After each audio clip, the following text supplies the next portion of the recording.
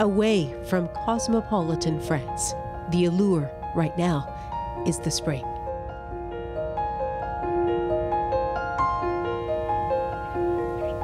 Eyefuls of new life, an invitation to stay a while, the promise of renewal kept for another year. Less so inside the tiny villages, speckled as they are with the traces of better days. Places marked by time and by ritual. It's always a little jarring when the outside slips in. Bonjour monsieur, un tract sur la ruralité. The sales pitch is information on rural life. The salesman is Amar Chaib Dra, a volunteer for far-right presidential candidate Marine Le Pen. You can see me, you know, I'm dark and I'm with the front, you know, and as long as you love France and you are ready to fight for France, you are welcome. On paper, this should be comfortable terrain for Le Pen's Front National, though there are no guarantees at the Saturday market. Faut y aller à visage couvert, découvert et pas couvert. Faut que ça soit marqué dessus que vous travaillez pour Marine. C'est ici, hein. Ouais, faut avoir des bons yeux, hein. Ah, c'est juste derrière, madame. I think she's stupid. Well, I say this, I'm laughing, but I think she don't share our idea. Maybe she's probably a communist or... Why is she more popular in this kind of area than she is in Paris, let's say? Because here it's the real France. It's what we like, you know.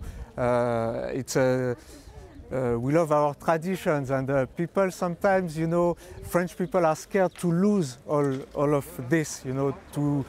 They want to be French forever.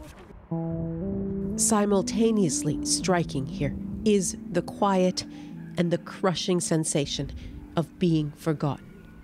Ici, par exemple, là où il y a les volets bleus, jusqu'en 1980, c'était un restaurant. As mayor of the village of Argenvilliers, southwest of Paris, Pascal Melenguer has a ready tally of the casualties.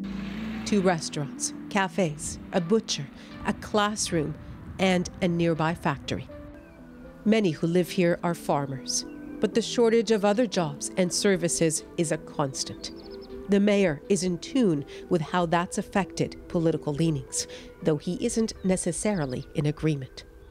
À côté de ça, il y a encore des gens qui ont un peu un refus de cette récession qu'on a depuis plus d'une décennie maintenant, ce qui fait que le Front National, l'extrême droite, emporte beaucoup de voix ici.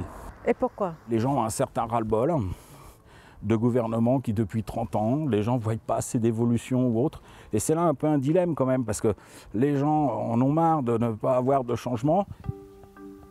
The party has promised that elusive renewal to protect ordinary French citizens, to leave the EU and its unwieldy rules, and to make France great again. Words that sway the forgotten. La ruralité, oui. Oui, souvent, elle est un peu l'oubliée des politiques, ça. Philippe Legrand inherited the farm and its boundless challenges from his father. He says in politics, rural France is often an afterthought. He'd wanted to vote for the right-wing Republican Party until its leader was accused of corruption. So he switched. La première fois, le premier tour, comment vous avez voté? Eh bien, j'ai voté Marine Le Pen. Mais j'ai pas dit que j'avais... Toutes les idées à Marine n'étaient bonnes, j'ai pas dit ça. Mais je suis à peu près comme 90% des Français qui ont voté ça, c'est qu'ils en ont marre, c'est tout. We here this weekend just like pretty much every other weekend. As part of the mix here, there is a splash of Paris. Along with the euros they bring to the village where they bought a second home, Régine and Patrice Hutin bring a counter view. We've lived in the States, we've lived in the UK, and I think we understand the need to be open to what's happening in the outside world, which is not a view that is shared by many around here. Marine Le Pen's anti-EU, anti-Euro ideas will be costly for rural France, he says. But for us, it's less of a problem than for the people from the town here who are going to be ransacked. Patrice decided last year that Emmanuel Macron was the answer to France's malaise, and he persuaded Regine to vote for him too. Was it an instant decision, or did you have to think about it? No, he worked on me. Heavily.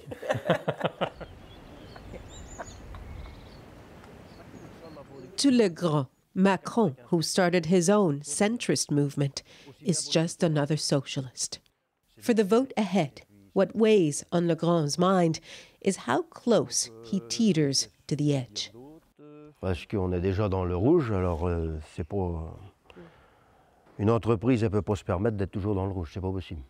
Donc un jour ou l'autre, il va falloir que ça remonte, ou ben alors on arrête, c'est tout.